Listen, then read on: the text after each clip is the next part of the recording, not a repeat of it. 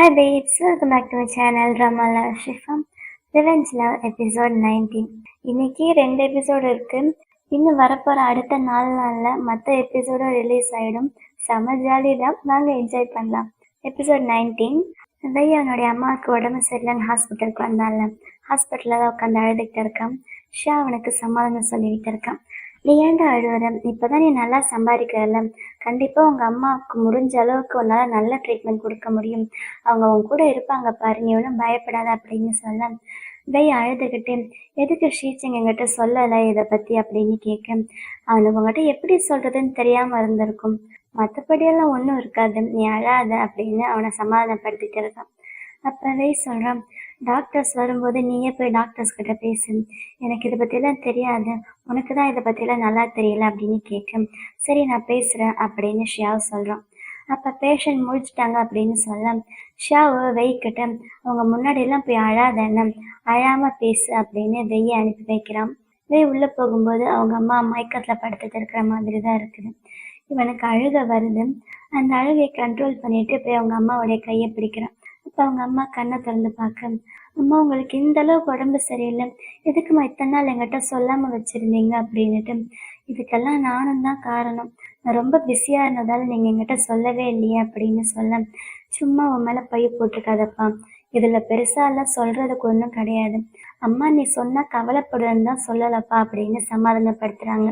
அப்போவே சொல்கிறான், சரிம்மா இப்போ டெக்னாலஜிலாம் ரொம்ப இம்ப்ரூவ் ஆகிடுச்சு, நீங்கள் வேணால் பாருங்கள் உங்களுக்கு எல்லாம் சரியாயிடும் அப்படின்னு சொல்ல அவங்க அம்மாவும் சந்தோஷமாக சிரிக்கிறாங்க.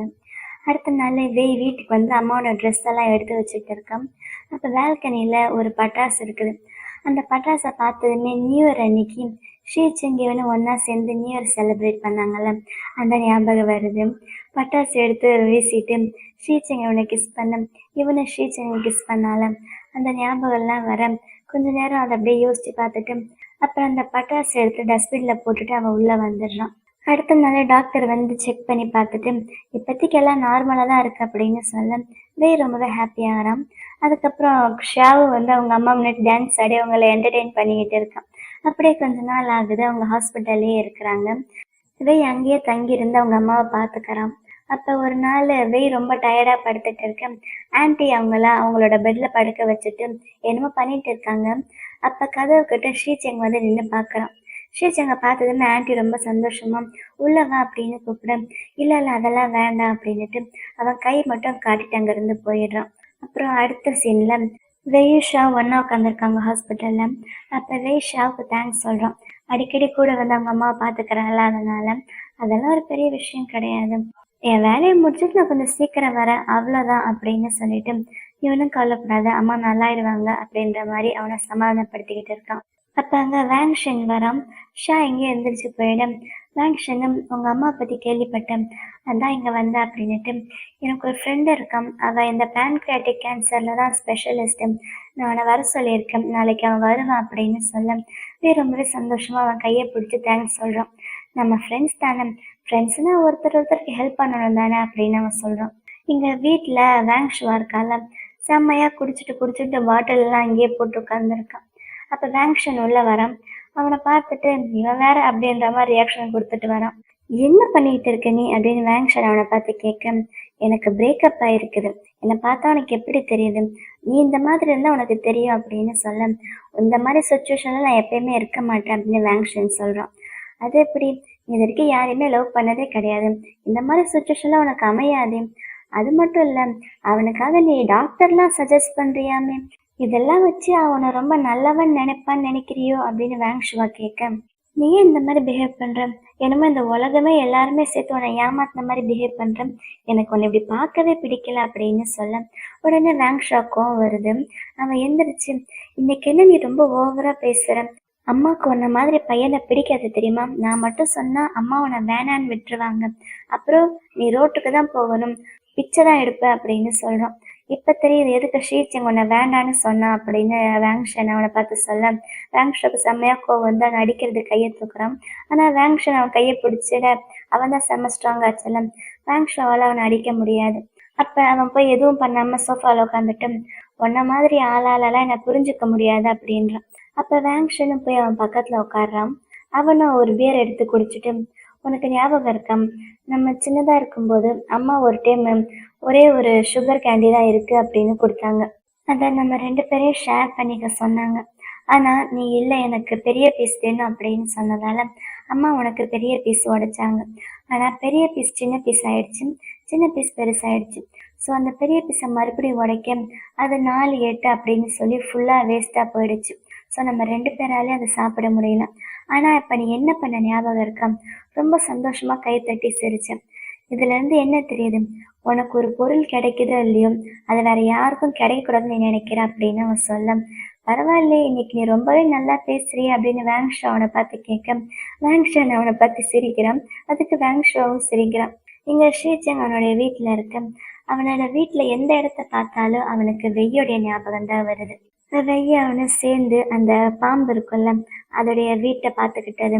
அதுக்கப்புறம் இவங்க 2 பேரும் சேர்ந்து அந்த சுகர் கேண்டியை வச்சு விளையாடிட்டு இருந்தது. அப்புறம் வெய்யி ஷீச்செங்க்கு மசாஜ் பண்ணி விட்டது. அப்புறம் ஒரு நாள் வெய் சமைச்சிருப்பான். அதை ஷீச்செங்க்கு ஊட்டி விடுவான். சாரி சாரி ஷீச்செங் சமைச்சிருப்பான், வெய்யிக்கு ஊட்டி விடுவான். அது நல்லாவே இல்லைன்னு சொல்லி வெய் அழுக. சரி சரி அழாத, நான் அவனை வெளியில கூப்பிட்டு போறேன் அப்படின்னு சமாதானப்படுத்துவான். இந்த பழைய ஞாபகம் எல்லாம் அவனுக்கு வருது. அதெல்லாம் நினைச்சு ஃபீல் பண்ணிக்கிட்டே அப்படியே பால்கனி கிட்ட வந்து நிக்கிறான். வெய்யோடைய அந்த மெமரிஸ் எல்லாம் திங்க் பண்ணிக்கிட்டு இருக்கேன். அதே மாதிரி இங்க வெய்யும் பால்கனிக்கிட்ட நின்று ஷீச்சங்குடைய மெமரிஸை தான் திங்க் பண்ணிக்கிட்டு இருக்கான். அப்ப பின்னாடி ஆன்டி தூங்கிட்டு இருக்காங்க. மானிட்டர் சவுண்டு மட்டும் கேக்குது. அப்ப வெளியில வேங்ஷன் வந்திருக்கான். இவன் போய் பார்க்கும்போது அந்த பாம்பு இருக்கும்ல, வேங்ஷா கொண்டு வந்தாலும் அந்த பாம்பை அவன் இவன்கிட்ட திரும்ப கொடுக்கறதா கொண்டு வந்திருக்கான். அப்ப வெய் கேட்குறான், இல்லையே இந்த பாம்பு வேங்ஷா கூட தானே இருக்கும் அப்படின்னு சொல்ல, இந்த பாம்புங்களும் நம்மள மாதிரி மனுஷங்க மாதிரி தான். வேங்ஷுவா பொறுத்த வரைக்கும் அவன் ஜஸ்ட் ஒரு கம்பேனியன் தான். ஆனா நீ தான் அந்த பாம்புக்கு ஃபேமிலி மாதிரி. கம்பேனியன் கூட கொஞ்ச நாள் சந்தோஷமா இருக்கலாம், ஆனா எப்பயுமே இருக்க முடியாது. அதால அங்க இருக்க முடியல, அதை நான் உங்ககிட்டயே கொண்டு வந்துட்டேன் அப்படின்னு சொல்ல அவன் ஹாப்பியா வாங்கிக்கிறான். அது மட்டும் இல்லாம நிறைய ஸ்நாக்ஸ் வாங்கிட்டு வந்து கொடுக்குறான். உங்க அம்மாக்கும் கொடு அப்படின்னு சொல்ல அவன் சரி அப்படின்னு போக போறான். அப்ப வேங்ஷன் அவனை கூப்பிட்டு, நான் இங்க இருந்து கிளம்ப போறேன், போகும்போது வேங்ஷாவை என் கூட கூட்டிட்டு போயிடுவேன் அப்படின்னு சொல்ல, சரி நீ திரும்ப வரமாட்டியா அப்படின்னு கேட்குறான். வருவேன் அப்படின்னு அவன் சொல்ல, சரி நீ திரும்ப வரும்போது அப்ப எனக்கு குங்ஃபு கத்துக்கொடு அப்படின்னு வெய் சொல்ல, அவனும் சரின்னு சொல்றான். அப்புறம் வெய் போனதுக்கு அப்புறம் வேங்ஷன் யோசிக்கிறான். வெய் மாதிரி ஒரு ஆள் ரொம்பவே ஸ்ட்ராங்கானவன். அவனுக்கு ஷீச்செங் தேவையான செக்யூரிட்டி கொடுப்பான். ஆனா வேங்ஷாக்கு தேவையான செக்யூரிட்டி நம்ம தான் கொடுக்கணும் அப்படின்னு நம்ம மனசுக்குள்ள தோணுது. ஆக்சுவலாக சீரீஸ்ல தான் காமிச்சிருக்காங்க. ஆனால் நாவல் படி வச்சு பார்க்கும்போது வேங்ஷுவாக்கும் வேங்ஷனுக்கும் நடுவில் என்னமோ இருக்கும். ஏன்னா அவங்க 2 பேர் நிஜமாவே பிரதர்ஸ் கிடையாது. வேங்ஷனுக்கு வேங்ஷுவா மேலே ஒன் சைடு லவ்னு நினைக்கிறேன். இது நானா சொல்லலை, நாவலில் அப்படி தான் வரும். ஷீச்சங் ஆஃபீஸ் வந்திருக்கான். அப்போ அவன் லிஃப்ட்டுக்குள்ளே போக வெயிட் பண்ண கரெக்டாக லிஃப்ட் ஓப்பன் ஆக அந்த லிஃப்ட்டுக்குள்ளே வெய் இருக்கான். 2 பேர் ஒருத்தரை பார்த்துட்டு அப்படியே நின்றுக்கிட்டு இருக்கேன். லிஃப்ட் க்ளோஸ் ஆயிடுது. அப்போ லிஃப்ட்டுக்குள்ளே நிற்கிற எம்ப்ளாயி கை வச்சு லிஃப்ட்டை நிறுத்திட்டு, மிஸ்டர் ஷீச்சங் நீங்கள் உள்ளே வரலையே அப்படின்னு கேட்க, இல்லை பரவாயில்ல நான் அடுத்ததில் வந்துக்கிறேன் அப்படின்னு சொல்கிறான். லிஃப்ட் மறுபடியும் க்ளோஸ் ஆயிடுது. ஷீச்சங்க எதுவுமே பேசிக்க மாட்டாங்க. வாஷிங்கனோட வீட்டில் என்னமோ கார்டு வச்சு கேம் விளையாடிட்டு இருக்கான். அப்போ ஷா பின்னாடி இருந்து வந்து அவனை ஹக் பண்ணிட்டு லைட்டாக ஒரு கிஸ் பண்ணுறான். அப்போ குவாஷிங் அவனை பார்த்துட்டு, இப்போதான் உனக்கு பாய் ஃப்ரெண்டை பார்க்கறதுக்கு டைம் கிடைச்சிச்சா அப்படின்னு சொல்ல, இல்லை வெய் வந்து பிரேக்கப் ஆயிட்டான், அது மட்டும் இல்லை அவங்க அம்மா வேற ரொம்ப உடம்பு சரியில்லாமல் இருக்காங்க, அவன் பாவம் இல்லை அதான் அவன் கூட இருந்து அவனை பார்த்துக்கிட்டான் அப்படின்னு சொல்ல, அதுக்காக அவன் பாய் ஃப்ரெண்டே நீ இக்னோர் பண்ணிடுவியா? நீ இல்லாத டைம் நான் வேற யாராச்சும் வீட்டில் கூப்பிட்டு வந்து வச்சுக்கிட்டா என்ன பண்ணுவேன் அப்படின்னு கேட்குறான். வேற யாரை நீ வீட்டுக்கு கூப்பிட்டு வருவேன்? ஷீச்செங்கையா அப்படின்னு ஷாவ் கிண்டலா கேட்க, ஷீச்செங் கரெக்டாக பின்னாடி வந்து ஆமான்னு சொல்கிறான். குவாஷிங்கும் பயந்துடுறான், ஷாவும் பயந்துடுறான். ஷீச்செங் அங்கே பார்த்ததுமே ஷாவுக்கு செம்மையாக கடுப்பாயிடுது. அவன் எப்போ இங்கே வந்தான் அப்படின்னு கேட்க, அவன் வீடு ரொம்ப பெருசா இருக்குதாம்மா, அதுல அவனுக்கு தனியா இருக்க பிடிக்கல, அதுக்காக தான் வந்திருக்கான், ஒன்றும் பெரிய விஷயம் இல்லை அப்படின்னு சொல்ல, எப்ப இருந்து வந்திருக்கான் அப்படின்னு அவன் கேட்குறான். அதுக்கு ஷீச்சிங் பதில் சொல்றான், நீ எப்ப இருந்து இங்க வரது இல்லையோ அப்பவே நான் இங்க வந்துட்டேன் அப்படின்னு சொல்ல ஷியாவுக்கு கடுப்பாயிடுது. உடனே நான் போறேன் அப்படின்னு அவங்க இருந்து கிளம்புறான். பின்னாடியே குவாஷிங்கும் போக, விடுடா அவனை நீ சும்மா ரொம்ப கெடுக்காத அப்படின்னு சொல்ல, ஆமா உன்னை மட்டும் பக்கத்துல வச்சுட்டு நான் அவனை கெடுக்க கூடாதா அப்படின்ட்டு குவாஷிங் அவன் பின்னாடியே போய் கெஞ்சுறான். ஆனா ஷாவ் நிக்காம போயிடுறான். சரி அவனை விட, வந்து என் பக்கத்துல உட்காரு அப்படின்னு ஷீச்செங் கூப்பிடுறான். வேற வழி இல்லாம குவாஷிங் வந்து உட்காடுறான். ஷீச்செங்கு பிரேக்கப்ல தானே இருக்கான். ஸோ அவனை சமாதானப்படுத்துறதுதான் குவாஷிங் அவனை பக்கத்துலேயே வச்சிருக்கான் போல. சரி பரவாயில்ல விடு அப்படின்னு குவாஷிங்க ஷீச்சங்க சமாதானப்படுத்திக்கிட்டு இருக்கேன். ஷா உன்னை பார்த்து இது வரைக்கும் அவனை லவ் பண்ணதே இல்லைன்னு சொன்னா நீ என்ன பண்ணுவ அப்படின்னு கேட்குறான். அதுக்கு நான் ஒன்றும் உன்ன மாதிரி கிடையாது. ஒரு நாள் அவன் என்னை பார்த்து நான் உன்னை லவ் பண்ணலைன்னு சொன்னா கூட நான் விட மாட்டேன். அவன் பின்னாடியே போய் துரத்தி துரத்தி மறுபடியும் அவனை லவ் பண்ணுவேன். எந்த அளவுக்குன்னா அவன் திரும்ப என்ன லவ் பண்ற அளவுக்கு நான் லவ் பண்ணுவேன் அப்படின்னு சொல்ல.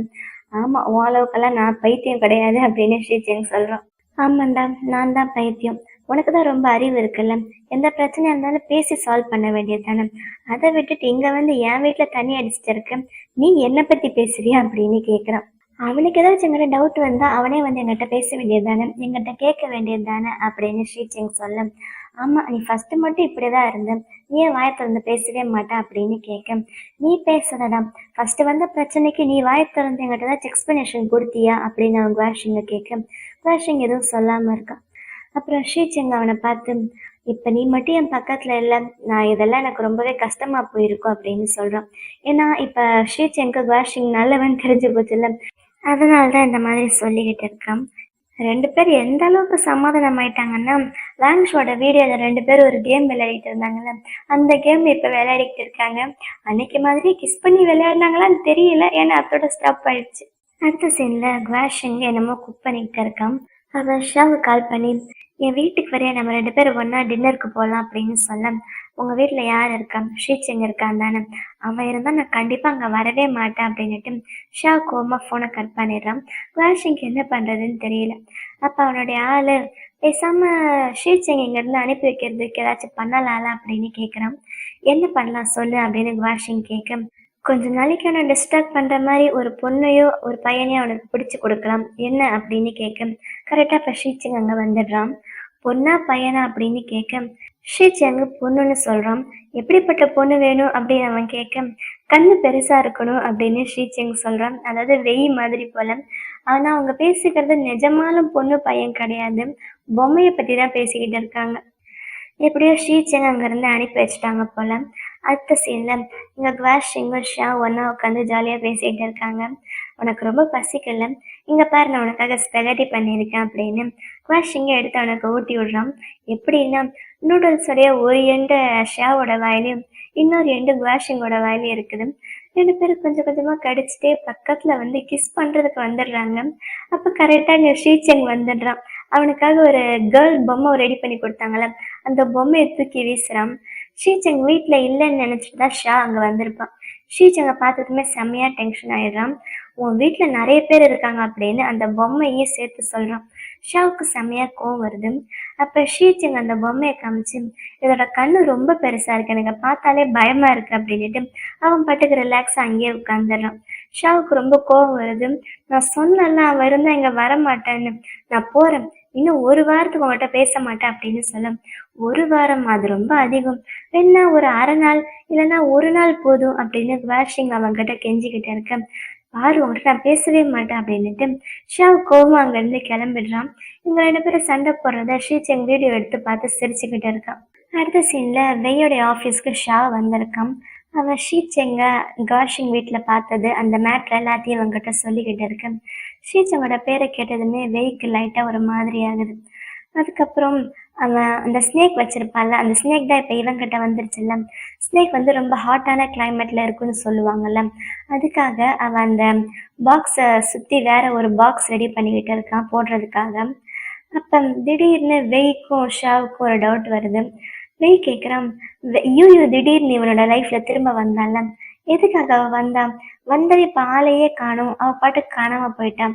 எனக்கு என்னமோ யாரோ பிளான் பண்ணி யூ இங்க அனுப்பி வச்ச மாதிரி இருக்குது. அப்படி போனவ ஆளையே காணுமே, எங்க தேடி அவளை கண்டுபிடிக்க முடியல அப்படின்னு சொல்ல. அப்படின்னா யாரோ அவளுக்கு ஹெல்ப் பண்றாங்களோ, அவளுக்கு ஹெல்ப் பண்றவங்க ரொம்ப பவர்ஃபுல்லான ஆளா இருக்கணும் அப்படின்னு பேசிக்கிறாங்க. அப்படின்னா யாரோ வேணும்னு தான் யூ அனுப்பியிருக்காங்க அப்படின்னு உங்களுக்கு டவுட் வருது. அடுத்த சீன்ல வெய் அவனுடைய ஆஃபீஸ் ரூம்குள்ள வரும்போது அந்த பாம்புக்கு மேல ஒரு கார்ட்போர்ட் பாக்ஸ் போட்டு வச்சிருந்தால, பாம்பையும் காணும் அந்த கார்ட்போர்ட் பாக்ஸையும் காணும். எங்க அது அப்படின்னு தேடிக்கிட்டு இருக்கேன். அவனோட எம்ப்ளாயி உள்ள வரான். நான் இங்க வச்சிருந்தேன் அந்த கார்ட்போர்ட் பாக்ஸ் எங்க அப்படின்னு கேட்க. தெரியல சார், ஆனா ஒரு கிளீனிங் லேடி உள்ள வந்தாங்க, இங்க இருக்கிற பழைய பாக்ஸ் எல்லாம் எடுத்துட்டு போனாங்க அப்படின்னு சொல்ல. உடனே வெய் ஓடி போய் வெளியில இருக்கிற பழைய பாக்ஸ் எல்லாம் தேடி பார்க்கறான். அந்த எம்ப்ளாயி பயந்து வந்து அவனும் கூட சேர்ந்து தேடிக்கிட்டு இருக்கான். நிறைய பாக்ஸை தேடினதுக்கு அப்புறம் கடைசியில ஒரு பாக்ஸ்ல அந்த பாம்பு இருக்குது. பாம்பு அவங்களுக்கு கிடைச்சிடுது. அப்பதான் வெய்க்கு நிம்மதியா இருக்குது. ஷீ செங் இங்க ஒரு ரெஸ்டாரண்ட் வந்திருக்கான். என்ன ரெஸ்டாரண்ட்னா, ஷீ செங் வெய்யும் லவ் பண்றதுக்கு முன்னாடி ஒரு டைம் வெய் அவனை இங்க கூப்பிட்டு வருவாள்ல சாப்பிட்றதுக்கு, அந்த ரெஸ்டாரண்ட் தான். அந்த ரெஸ்டாரண்ட்ல இருக்கிற அக்கா இவனை பார்த்ததுமே கரெக்டா கண்டுபிடிச்சிடுறாங்க. என்ன நீ தனியா வந்திருக்க அப்படின்னு கேட்க, உங்களுக்கு என்ன ஞாபகம் இருக்கா அப்படின்னு ஷீ செங் கேட்கிறான். வெய் கூட வந்த கஸ்டமர் எப்படி மறக்க முடியும், உட்காரு உனக்கு என்ன வேணும் அப்படின்னு கேட்க அவன் ஆர்டர் பண்றான். அப்ப அவன் அங்க போய் கிளாஸ்ல ஐஸ் எடுத்துக்கிட்டு இருக்கான். அந்த ஐஸை பார்க்கும்போது அன்னைக்கு வெய் கூட அவன் இங்க வந்தது, வெய் ஐஸ் எடுத்தால அந்த ஞாபகம் எல்லாம் வருது. அப்ப அவன் ஆர்டர் பண்ண ஃபுட்டு வந்துடுது. ஷீச்சன் காரமா சாப்பிட மாட்டான். ஆனா அன்னைக்கு வெய் மாதிரி சாப்பிட்றதுக்காகவோ என்னமோ அவன் ரொம்ப ஸ்பைசியான சில்லி சாஸ் ஆட் பண்ணி சாப்பிட போறான். அதுக்கு முன்னாடி அந்த கடைக்குள்ள லீஸ்க்கான நோட்டீஸ் ஒட்டி இருக்காங்க. அதை பார்த்து ஷீச்செங்கு அந்த அக்காட்ட கேட்குறான், என்ன கடையை க்ளோஸ் பண்ண போறீங்களான்னு. ஆமாப்பா, இப்போ பிஸ்னஸ் சரியா இல்லை, அதான் கடையை க்ளோஸ் பண்ண போறோம் அப்படின்னு அவங்க சொல்றாங்க. அப்புறம் அந்த ஃபுட்டை எடுத்து சாப்பிட்டு பார்க்குறான். இவனுக்கு செம்ம காரமா இருக்குது. இருந்தாலும் எப்படியும் அவன் சாப்பிட்டுக்கிட்டு இருக்கான். அடுத்த சீன்ல ஷீச்செங்கு ஹாஸ்பிட்டலுக்கு வரான். எப்பயும் போல அவன் கதவு கிட்ட நின்று பார்க்க ஆன்டி இவனை பார்த்துட்டு கை காட்டுறாங்க. அப்ப வெய் அவங்க அம்மாவுடைய கை காலெல்லாம் தொடச்சி விட்டுக்கிட்டு இருக்கான். அப்புறம் அந்த தண்ணியை எடுத்துட்டு வெளியில கொட்டுறதுக்கு வரான். அப்ப ஷீச்செங் மறைஞ்சுக்கிறான். வெய் போனதுக்கு அப்புறம் ஷீச்செங் உள்ள வர ஆன்டியை பாக்குறதுக்கு. ஆன்டி இவனை பார்த்ததுமே இவங்கிட்ட பேச ட்ரை பண்றாங்க. ஆன்டி ரொம்பவே உடம்பு சரியில்லாம இருக்காங்க. ஸோ ரொம்ப மெதுவாக தான் பேசுறாங்க. ஷீ இங்க வா அப்படின்னு சொல்ல வந்து பக்கத்துல கையை பிடிச்சுக்கிறான். நான் இங்கதான் இருக்கேன் அப்படின்னு சொல்ல ஆன்டி அவனை பார்த்து, எனக்கு எனக்கு புரியுது, எனக்கு உங்க 2 பேரை பத்தி புரியுது அப்படின்னு சொல்றாங்க. அப்ப ஷீட்ஸ் எங்க சரியா கேட்க மாட்டேங்குது. ஆன்ட்டி இன்னொரு டைம் சொல்லுங்களேன் அப்படின்னு கேட்க, எனக்கு பயமா இருக்குது, இது உங்களுக்கு ஃபியூச்சர்ல எதுவும் பிரச்சனையா வருமோன்னு பயமா இருக்குது, ஆனா நீங்க 2 பேரும் ஒண்ணா இருக்கணும் அப்படின்னு. அதாவது ஆன்ட்டிக்கு ஷீட் செங்கும் வெய்க்கும் நடுவுல என்ன ரிலேஷன்ஷிப் இருக்கு அப்படின்னு தெரிஞ்சிருக்குது. அததான் ஆன்ட்டி சொல்றதுக்கு ட்ரை பண்றாங்க போல. ஷீட் செங்கும் அது புரியுது. அப்போ வெய் போய் அங்கே டாக்டர்கிட்ட பேசிட்டு ரிப்போர்ட் எல்லாம் வாங்கிட்டு வரான். ரிப்போர்ட்லாம் கொஞ்சம் மோசமாக இருக்கு போல. ஸோ வெய்க்கு அழுக வருது. அந்த அழுகையை கண்ட்ரோல் பண்ணி நம்ம ரூமுக்கு வரேன். பரவாயில்ல, ஷீச்சிங் அங்கேருந்து எங்கேயோ போயிட்டான். வெய் உள்ளே வந்து அம்மா கிட்ட பேசுறதுக்குள்ள அவங்க அம்மா அவனை பார்த்து நான் வீட்டுக்கு போகணும் அப்படின்னு சொல்கிறாங்க. வெய் சொல்கிறான், இல்லைம்மா, இப்போதைக்கு உங்களோட ரிப்போர்ட்ஸ் எல்லாம் சரியில்லை, இப்போ உங்களை டிஸ்சார்ஜ் பண்ண மாட்டாங்க அப்படின்னு சொல்ல, இல்லை நான் எப்படியாச்சும் வீட்டுக்கு போய் தான் ஆகணும் அப்படின்னு அவங்க அம்மா ரொம்ப கட்டாயமாக சொல்ல, வெய்ய வேற வழி இல்லாமல் அவங்கள வீட்டுக்கு கூட்டிகிட்டு வந்துடுறான். ஆன்ட்டி அவங்களோட வீட்டுக்கு வந்ததுமே ரொம்ப ஹாப்பியாக ஃபீல் பண்ணுறாங்க. ரொம்ப எனர்ஜெட்டிக்காக ஃபீல் பண்ணுறாங்க. ஒருத்தவங்க இறக்க போகிறாங்கன்னா அது வந்து அவங்க சாகிறதுக்கு முன்னாடி அவங்களோட எனர்ஜி ரொம்பவே அதிகமாக இருக்கும். ஒருத்தவங்க சாகிற நிலைமையில இருக்கிறவங்க திடீர்னு ரொம்ப உடம்பு நல்லாயிட்ட மாதிரி ரொம்ப எனர்ஜெட்டிக்காக நடந்துக்கிறாங்கன்னா அவங்க சீக்கிரம் சாக போகிறாங்கன்னு அர்த்தம். தமிழ் ஒரு பழமொழி சொல்லுவாங்கல்ல, அணைய போகிற விளக்கு தான் நல்லா எரியும்னு. அந்த மாதிரி தான் இது மெடிக்கல் ஃபீல்டுலேயே சொல்லுவாங்க, இது உண்மைதான். அதே மாதிரி ஆன்ட்டி வீட்டுக்கு வந்ததுமே ரொம்ப எனர்ஜெட்டிக்காக ஃபீல் பண்ணுறாங்க. அதுக்கு என்ன அர்த்தம்னா ஆன்ட்டி ரொம்ப சீக்கிரம் இறக்க போகிறாங்கன்னு. அவங்க வெய்க்காக சமைக்கிறாங்க. அவங்க 2 பேரும் ஒன்றா உட்காந்து சாப்பிட்றாங்க. சாப்பிட்றதுக்கு முன்னாடி அவங்க அப்பாவுக்கு வச்சுட்டு 2 பேரும் உட்காந்து சாப்பிட்டுட்டு இருக்காங்க. அப்போ ஆன்ட்டி அவனை பார்த்து, எனக்கு எப்போ நீ மருமகளை கூப்பிட்டு வர போற அப்படின்னு கேட்க, அவன் கூடிய சீக்கிரம் அப்படின்னு சொல்கிறான். ஆனால் ஆன்ட்டிக்கு தான் விஷயம் எல்லாம் தெரியும்ல. இருந்தாலும் ஆன்ட்டி அவங்ககிட்ட எதுவும் ஓப்பனாக கேட்க மாட்டாங்க. ஷீச்சிங் கொஞ்ச நாள் ரொம்ப பிஸியாக இருக்கான்ல அப்படின்னு கேட்க, ஆமாம் அவன் கொஞ்சம் பிஸியாக தான் இருக்கான் அப்படின்னு வெய்யும் சொல்கிறான். ஷீச்சிங் ரொம்ப நல்ல பையன் அப்படின்னு சொல்ல வெய்ய வேற வழி இல்லாமல் ஆமான்றான். அப்புறம் ஆன்ட்டி திரும்பி அவங்களோட ஹஸ்பண்ட் ஃபோட்டோவை பார்க்க, சாப்பிடுங்கம்மா அப்படின்னு வெய் சொல்கிறான். அடுத்த சைடில் ஆன்ட்டி சாப்பிட்டுட்டு கார்டனில் சேரில் உட்காந்துருக்காங்க. அப்போ வெய் பாத்திரமெல்லாம் கழுவி வச்சுக்கிட்டு இருக்கான். ஆன்ட்டி ரொம்ப ரிலாக்ஸாக சாஞ்சிட்டு அந்த கார்டனை பார்த்துக்கிட்டு இருக்காங்க. அப்போ வெய் பக்கத்தில் வந்து, என்னம்மா தூங்கிட்டீங்களா, வாங்க உள்ளே போய் தூங்கலாம் அப்படின்னு அவங்களோட கையை பிடிக்கிறான். அவங்க கையை பிடிச்சதுமே வெய்க்கு தெரிஞ்சு போயிடுச்சு அம்மா இறந்துட்டாங்கன்னு. அவங்க கையில் வச்சுருந்த அந்த ஃப்ளவர் மாதிரி ஒரு சுகர் கேண்டி இருக்கும், அது கீழே விழுந்து உடஞ்சிடுது. வெய் அப்படியே ஷாக் ஆகிடுறான். கீழே விழுந்த அந்த கேண்டி கையில் வச்சுக்கிட்டு, அம்மா உங்களை பாருங்க எப்படி இருக்கீங்கன்னு. இது சம்மர் டைம்னு சொல்லி நீங்கள் கார்டனில் உட்காந்துருக்கீங்க, இதுவே வின்டராக இருந்தால் கார்டனில் உட்கார முடியுமா, ரொம்ப குளிராக இருக்கும்ல. அம்மா நான் உங்களுக்காக ஒரு வீடு வாங்குறேன், நீங்க பக்கத்துலயே வந்து என் கூடயே இருக்கலாம்ல. அப்ப நானும் உங்கள நல்லா பார்த்துக்குவேன்ல. அப்படின்னு அவங்க அம்மா உயிரோட இருக்கும்போது அவன் என்னென்னலாம் சொல்லணும்னு ஆசைப்பட்டாளோ, அதெல்லாம் இப்ப சொல்லிக்கிட்டு இருக்கான். அம்மா நான் இதுவரைக்கும் உங்ககிட்ட சொன்னது கிடையாது. ஆனா நான் ஒரு கம்பெனி ஆரம்பிச்சிருக்கேன். சொன்னா நீங்க எங்க ரொம்ப டென்ஷன் ஆவீங்களோ, இல்ல ரொம்ப ஸ்ட்ரெஸ் எடுத்துக்குவீங்களோன்னு தான் நான் சொல்லல. ஆனா அந்த கம்பெனி நல்லாவே போயிட்டு இருக்குமா. நான் உங்க மேல குறை சொல்ல முடியாது. இதுக்கெல்லாம் காரணம் நான் தான். நான் உங்களுக்கு ஒரு நல்ல லைஃப் குடுக்கணும்னு ஆசைப்பட்டேன். ஆனா என்னால முடியல. அதுக்குள்ள நீங்க என்ன விட்டுட்டு போறீங்களே அப்படின்னுட்டு அழுவுறான். அப்புறம் அவங்க அம்மா முன்னாடி 3 டைம் பவ் பண்றான். அது அவங்களுடைய ரிச்சுவல்ஸ் போல. சாரிம்மா, நான் உங்கள்ட்ட மறுபடியும் பொய் சொல்லிட்டேன். உங்களுக்காக ஒரு மருமகள கூப்பிட்டுட்டு வருவேன்னு சொன்னேன்ல. என்னால இந்த லைஃப்ல கண்டிப்பா கல்யாணம் பண்ணிக்கவே முடியாது அப்படின்னுட்டு அழுவுறான். அப்புறம் கொஞ்சம் கொஞ்சமா அவங்க அம்மா பக்கத்துல போய் அவங்க அம்மா கைய பிடிச்சுக்கிறான். மெதுவா அவங்க அம்மா மேல சாஞ்சுட்டு, "அம்மா ப்ளீஸ் என்னை விட்டுட்டு போகாதீங்க" அப்படின்னு அழுதுகிட்டு இருக்கான். இந்த சீன் பார்க்கறதுக்கே அவ்வளோ பாவமா இருந்துச்சு. இதோட இந்த எபிசோடு முடியுது. இந்த வீடியோ உங்க எல்லாருக்கும் ரொம்ப பிடிச்சிருக்குன்னு நினைக்கிறேன். அப்படி பிடிச்சிருந்தா இந்த வீடியோவை லைக் பண்ணுங்க. உங்களுடைய கமெண்ட்ஸை கமெண்ட் பண்ணுங்க. அடுத்து என்ன நடக்க போகுதுன்னு தெரிஞ்சுக்க மறக்காம நம்ம சேனலை சப்ஸ்கிரைப் பண்ணுங்க. Love you babes. பை.